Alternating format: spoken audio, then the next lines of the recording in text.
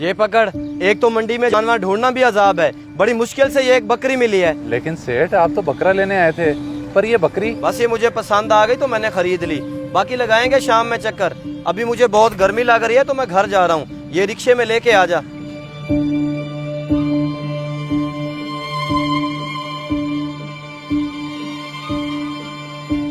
बल्कि पैसे मेरी जेब में तो किराए के पैसे ही नहीं है। सेठ जी, सेठ तो चले गए, अब मैं घर इतनी दूर कैसे जाऊंगा? सारी मेरी गलती है।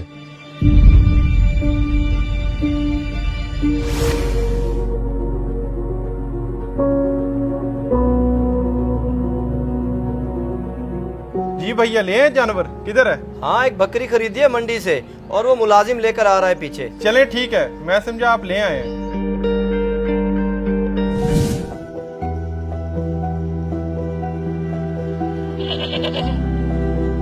असलम, अंदर आना जरा।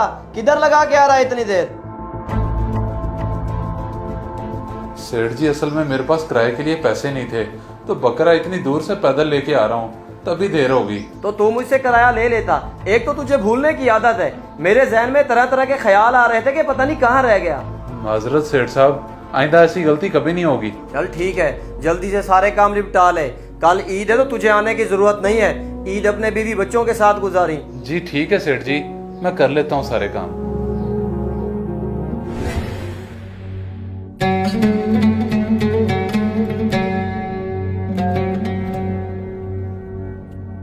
आपने इस बार ईद पे फिर से पुराना सूट पहन लिया।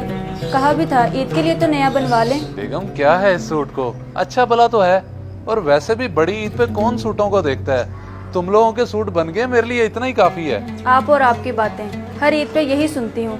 अच्छा, बातें हुए, दोपहर के लिए कोई सब्जी लेते आइएगा। सब्जी ईद वाले दिन? बेगम, तुम्हें नहीं पता कि आज के दिन तो हमारे घर इतना गोश्त आ जाना है कि रखने की कोई जगह नहीं होनी। शायद आप भूल रहे हैं, पिछली बार हमारे घर में कहीं से गोश्त नहीं आया, सिर्फ एक घर से आया था, और मुझे नहीं लगता इस बार वहाँ से भी आए, इसलिए आप सब्जी ही लेते आइएगा। नहीं नहीं, तुम बस अल्लाह पे यकीन रखो, इंशाल्लाह कहीं ना कहीं से जरूर गोश्त आ जाएगा। अब मैं चलता हूँ, ईद की नमाज से मुझे देर हो रही है।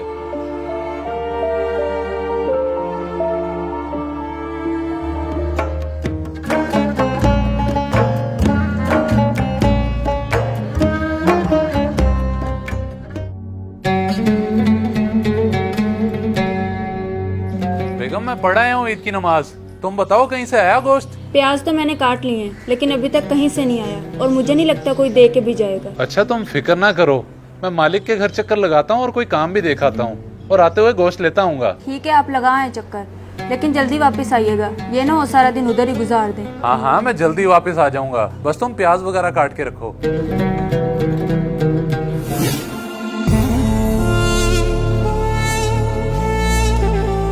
सेठ जी, ईद मुबारक। अपने जानवरों की कुर्बानी हो गई है? खैर मुबारक। माशाल्लाह से 2 की कुर्बानी कर ली है, अभी ये रहता है। लेकिन ईद वाले दिन की तो मैंने छुट्टी दी थी। तू क्या लेने आया है? जी सेठ जी, मुझे आपने छुट्टी दी थी, लेकिन मैंने सोचा कि ईद का दिन है, आपके घर कोई काम ना हो, इसलिए चला आया। अच्छा, काम के लिए आया है या फिर गोश्त चाहिए? अरे नहीं नहीं, मैं गोश्त की नियत से नहीं आया, मैं तो काम के लिए आया हूँ। अगर कोई काम है तो मुझे हुक्म करें। काम? अच्छा, वो 3 शापर पड़े हैं फ्रिज में गोश्त के, वो उठा ले जाके। जी ठीक है सेठ जी, मैं उठा लेता हूँ, बहुत शुक्रिया आपका। किस बात का शुक्रिया? इतना गोश्त तेरे लिए नहीं है, वो उठा के सेठ हसन, अली और शहबाज के घर दे आ। अच्छा जी ठीक है सेठ, मैं दे आता हूँ। और रुक, उन्हें ये जरूर बता दी कि ये गोश्त सेठ असगर के घर से आया है, और मेरी तरफ से ईद मुबारक भी दे दी। जी मैं बोल दूंगा उन्हें।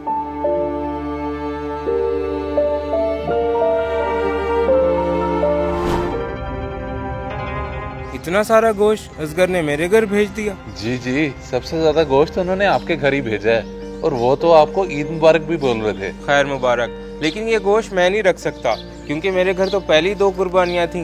पर उन्होंने तो बड़ी चाहत से आपके घर भेजा है, और आप लेने से इनकार कर रहे हैं। चाहत उनकी अपनी जगह, लेकिन इसका असल हकदार मैं नहीं हूँ। उनसे कहें कि ये गोश्त गरीब गुरबा में तकसीम कर दें, क्योंकि मैंने भी अपना सारा गोश्त गरीबों में ही बांट दिया। अच्छा चले, मैं उन्हें जाके बता देता हूँ।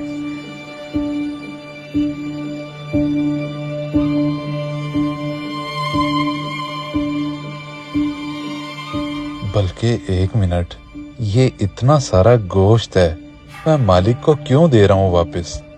क्यों ना अपने घर ले जाऊं। ईद का दिन है, मेरे बच्चे खा लेंगे।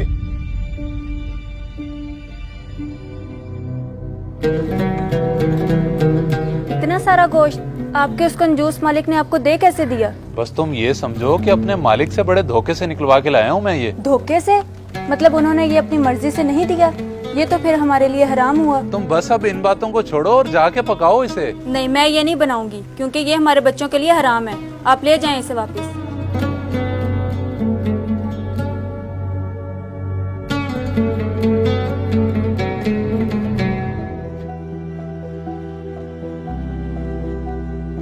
सेठ जी, अली और शहबाज साहब ने तो गोश्त रख लिया है, लेकिन हसन साहब ने गोश्त लेने से इनकार कर दिया है। इनकार कर दिया है? लेकिन क्यों? क्या कह रहे थे वो कह रहे थे कि हमारे घर तो पहले ही 2 कुर्बानियां हैं, आप ये गोश्त किसी गरीब को दे दें। गरीब को दे दें? चल तो ऐसा कर, ये गोश्त जाके बीबी जी को दे दे, वो फ्रिज में रख लेंगी, बाद में काम आ जाएगा हमारे। जी ठीक है सेठ, मैं दे देता हूँ।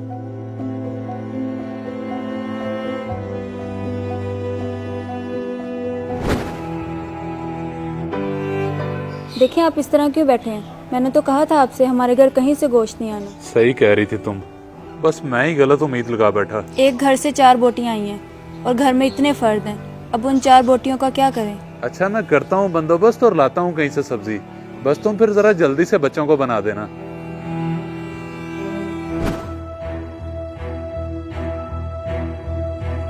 भैया सारे घर से स्मेल आ रही है, फ्रिज में जितना गोश्त रखा हुआ था सारा खराब हो गया। सारा गोश्त खराब हो गया? लेकिन वो कैसे? कल से इतनी लोड शेडिंग हो रही है, गोश्त तो खराब होना ही था। अब बताएं इसका करना क्या है? वो तो था भी इतना सारा गोश्त। असलम, जा गोश्त उठा के बाहर फेंका और फ्रिज की अच्छे से सफाई कर दी।